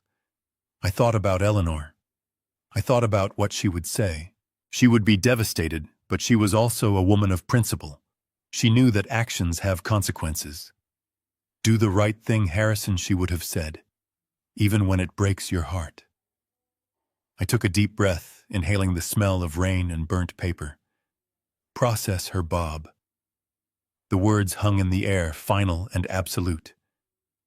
"What?" Natalie gasped. "No." "Dad, no, follow the procedure." I continued, not looking back. She was a co-conspirator. She attempted to destroy evidence. She was complicit in the assault. "Treat her like you would treat anyone else." "Harrison," Bob said softly. "Are you sure?" "I am sure," I said. "If I save her now, she will never learn. She will never change. She needs to face this, Bob. We all do." Bob nodded slowly. He signaled to the female officer standing nearby. Natalie screamed. It was a raw, primal sound of disbelief and betrayal. "Dad. You can't do this. I am your daughter. I hate you. I hate you." The officer pulled her up. The handcuffs clicked. The sound was like a gavel coming down on 40 years of fatherhood. I started walking. I walked past the dining table. I walked past the broken glass. I walked past the fireplace where the ashes of their lies were still smoldering. I walked toward the open door where the night air was rushing in cold and clean. Natalie's screams followed me. "You selfish old man. I hope you die alone. I hate you." Her words tore at my back like claws, but I did not stop. I did not turn around. I knew that if I looked back, I might crumble. I might turn into a pillar of salt made of tears and regret. So I kept my eyes forward. I stepped over the threshold and onto the wet pavement of the driveway. The rain hit my face, mixing with the tears I had finally allowed to fall. It was cold. It was shocking. But it felt real. It felt like a baptism.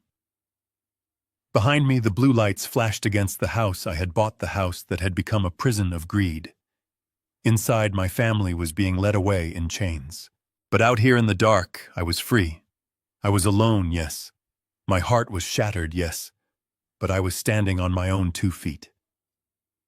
I was Harrison Ford. I was a builder. And even though the house had fallen down, the foundation remained. I walked toward my car, the sirens wailing in the distance, ready to drive into a future that was uncertain but mine. The sound of a gavel striking wood is a singular final noise that cuts through the air like a guillotine blade.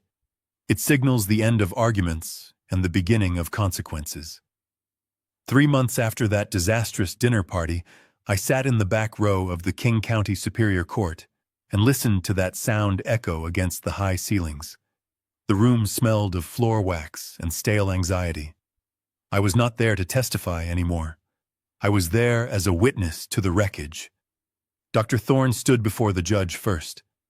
The arrogance that had filled my dining room, the sneer he wore when he held that syringe, was gone. In his orange jumpsuit, he looked deflated like a balloon that had lost its air. The judge was merciless. He called Thorne a disgrace to the medical profession, A predator who used his license as a weapon against the vulnerable. The sentence was swift. 5 years in a state penitentiary for conspiracy to commit kidnapping and assault with a deadly weapon. But the prison time was not the real punishment for a man like him. The real blow came when the medical board representative stood up and formally revoked his license to practice medicine. He would never wear a white coat again. He would never hold a scalpel or write a prescription. He was stripped of his identity, leaving him nothing but a number in a system he used to think he was above. Then it was Greg's turn. My son-in-law refused to look at me. He stared straight ahead, his jaw clenched tight. His lawyer tried to argue for leniency, citing stress and financial pressure, but the judge had heard the audio recording. He had heard the violence in Greg's voice, the clear intent to harm an elderly man for financial gain. 3 years. That was the price of his greed. 3 years behind bars where he would have plenty of time to think about the serrated steak knife he had pointed at my chest. As the bailiff led him away, Greg finally turned his head. Our eyes met for a fleeting second. I didn't see remorse. I saw hatred. He still blamed me. He still believed that I was the villain for not letting him rob me. I watched him disappear through the side door, and I felt a strange sense of relief mixed with a heavy sorrow. I had protected myself, but I had failed to teach him what it means to be a man. And then there was Natalie, my daughter. The little girl who used to hold my hand when we crossed the street. She stood alone at the defense table. She looked thinner. Her hair was pulled back in a severe bun, and she wore a cheap gray suit that didn't fit her properly. Because of my testimony requesting leniency, and because she had no prior record, the judge decided to suspend her prison sentence. She was given 5 years of probation. She would not go to jail. But as she walked out of that courtroom, she walked into a prison of her own making that was far worse than any cell. The financial nuke I had launched with the irrevocable trust had detonated, and the fallout was absolute. Without access to my millions, and with Greg in prison, she had no way to pay the mortgage on the colonial house. The bank had moved quickly. The foreclosure was finalized last week. I learned through Solano that she had been evicted on a rainy Tuesday, much like the night she tried to betray me. She had to pack her life into cardboard boxes and leave the home she had killed her relationship with me to keep. She was now living in a small rental apartment on the south side of the city. It was a place with thin walls and peeling linoleum, the kind of place she used to drive past and sneer at. She had lost her status. She had lost her friends who disappeared the moment the scandal broke. She was working as a receptionist at a dental office, making barely enough to cover rent and buy groceries. As she walked down the aisle of the courtroom, she stopped near my row. She hesitated. For a moment I thought she might say she was sorry. I thought she might finally understand. But she just looked at me with hollow, dead eyes and kept walking. She didn't say a word. The silence between us was a canyon so wide that no bridge could ever span it. She was free legally, but she was shackled by her own resentment. She had chosen money over her father, and in the end, she lost both. I drove back to my penthouse alone.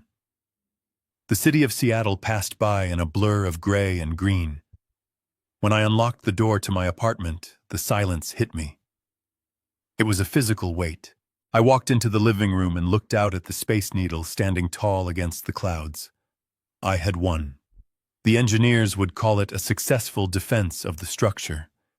The foundation held. The intruders were repelled. My assets were safe. The trust was secure, ensuring that the money I earned would go to causes that actually mattered, like the hospital wing for Eleanor. I was safe. I was wealthy. I was free. But as I sat down in my leather armchair, the same one I had sat in for years, I looked around the empty room. There were no photos of grandchildren on the mantelpiece anymore. I had taken them down because it hurt too much to look at them. There would be no Sunday dinners. There would be no holiday visits. I realized then the bitter truth that comes with this kind of victory. You can hire the best lawyers. You can outsmart the greediest con artists. You can protect your bank accounts with ironclad trusts. But you cannot buy loyalty. You cannot write a check for filial piety. I had spent my life building. I built skyscrapers that scraped the clouds. I built bridges that connected cities. I built a fortune that could last generations. But the one thing I failed to build was a family that valued me for who I was, not for what I could give them. I thought that by providing for them, by giving them everything they asked for, I was showing love. But perhaps I was just feeding a hunger that could never be satisfied. I created a dependency that turned into entitlement, and when the tap ran dry, the love evaporated with it. I poured myself a glass of water and sat in the quiet. I thought about the man in the story, the truck driver who found betrayal in his own bed. I felt a kinship with him. We are the providers, the protectors, the men who give until we are empty, and then get attacked for not having more to give. But we are also the survivors. I looked at my hands. They were old hands, wrinkled and spotted with age, but they were still strong. I was alone, yes. The betrayal had burned the forest to the ground. But in the ashes, I could see the ground clearly for the first time in years. I picked up my phone and opened the calendar. I had a meeting with the hospital board tomorrow. We were breaking ground on the Eleanor Ford pediatric wing next month. I had a lunch scheduled with Marcus Solano, my true friend. I had my Aikido class on Thursday. My life was not over. It was just different. It was quieter. But it was honest. I no longer had to wonder if the people smiling at me were waiting for me to die. I knew the truth. I stood up and walked to the window, pressing my hand against the cool glass. The storm had passed. The rain had stopped, and a pale sunlight was breaking through the clouds. I was Harrison Ford. I was a structural engineer, and I was still standing. I had lost the people I thought were my world, but I had reclaimed my dignity. And as I looked out at the city, I realized that dignity is a lonely companion, but it is the only one that will never let you down. I turned away from the window and walked into the kitchen to make dinner. Just for one. And for the first time in a long time, the food tasted like freedom. The weeks following the trial were defined not by silence, but by a new kind of noise. It wasn't the laughter of grandchildren or the clinking of dinner plates. It was the ringing of the telephone in a small rented office downtown. I had named it the Burke Defense Initiative. It wasn't a vanity project. It was a reinforcement structure for people whose foundations were cracking. One rainy Tuesday, a man named Thomas sat across from my desk. He was my age, wearing a frayed coat and holding a hat in hands that shook with a tremor I recognized all too well. It was the tremor of betrayal. He told me how his son had tricked him into signing over the deed to his farm, claiming it was for tax purposes, and now Thomas was sleeping in his truck. "I feel so stupid, Mr. Burke," Thomas whispered, staring at the floor. "I built that farm with my own hands. How didn't I see it?" I leaned forward, clasping my hands on the desk. "You didn't see it because you were looking through the eyes of a father, not an auditor," I told him, my voice firm. "Engineers know that even the strongest steel can fail if you apply enough heat in the wrong place. Your love was the heat, Thomas. They used it to melt your defenses. That doesn't make you stupid. It makes you human. But now we stop being just human. Now we become operators." We spent the next 3 hours mapping out a legal strategy with Solano. When Thomas left, he stood straighter. The shame had evaporated from his eyes, replaced by a cold resolve. Watching him walk out the door, I realized something profound. I had spent months mourning the loss of my family, letting the anger corrode my own spirit like rust on iron. But saving Thomas, giving him back his dignity, it did something the money never could. It repaired the structural damage in my own soul. I realized that true strength isn't just about surviving the blast. It's about clearing the debris and building something new. I couldn't save my relationship with Natalie. The trust was a bridge that had collapsed beyond repair, but I could choose not to leave her in the rubble. I could offer her a blueprint, a hard, unforgiving blueprint, but a path forward nonetheless. That night I picked up the phone and called my private investigator. "Find her," I said. "Find out where she is working. I have one last inspection to make." It took 6 months before I worked up the courage to see her again. I had spent that time rebuilding the quiet rhythms of my life, attending board meetings for the new hospital wing, and learning how to cook for one again. But a father never truly stops worrying, even when his heart has been hardened by betrayal. I parked my car in the cracked asphalt lot of a discount supermarket on the edge of town, a place where the fluorescent lights hummed too loudly, and the air smelled of floor wax and stale produce. This was Natalie's new reality. Through my private investigator, I knew she had been working double shifts here, trying to scrape together enough for rent in a studio apartment that was smaller than the walk-in closet she used to have. I pulled my coat tighter around me and walked through the automatic doors. I spotted her immediately at Register 4. She looked 10 years older than the last time I saw her in the courtroom. Her hair, once manicured and highlighted, was pulled back in a messy ponytail, showing roots of gray she could no longer afford to hide. Her nails were short and unpolished. She was scanning items with a robotic efficiency, beep after beep, moving cans of soup and loaves of bread across the sensor without looking up. She wore a green vest that hung loosely on her frame, and her name tag hung slightly askew. I stood in her line behind a woman buying cat food and waited. When it was my turn, I placed a single apple on the belt. Natalie reached for it, her eyes fixed on the scanner. It was only when her hand brushed mine as I handed her the cash that she looked up. Her eyes went wide. The apple rolled slightly on the metal counter. She froze, and for a moment I thought she might run or scream like she did that night at the house. But she just stood there, paralyzed by shame. "Hi, Dad," she whispered, her voice barely audible over the din of the store. "Hello, Natalie," I said, keeping my voice neutral. "You look tired." "I am tired," she admitted, looking down at her hands. "I am tired all the time." The line behind me was growing, but I did not care. I reached into the inside pocket of my jacket and pulled out a white envelope. It was not thick. It did not contain a check. It contained a single heavy brass key. I slid it across the counter, placing it next to the apple. Natalie stared at it. "What is this?" she asked, suspicion clouding her eyes. "Is this a buyout? Are you paying me to go away?" "No," I said firmly. "It is a key." "A key to what?" "To your house," I said. She looked up at me, confused. "My house is gone, Dad. The bank took it. They evicted me. Someone bought it at the auction last week." "I know," I said. "I bought it."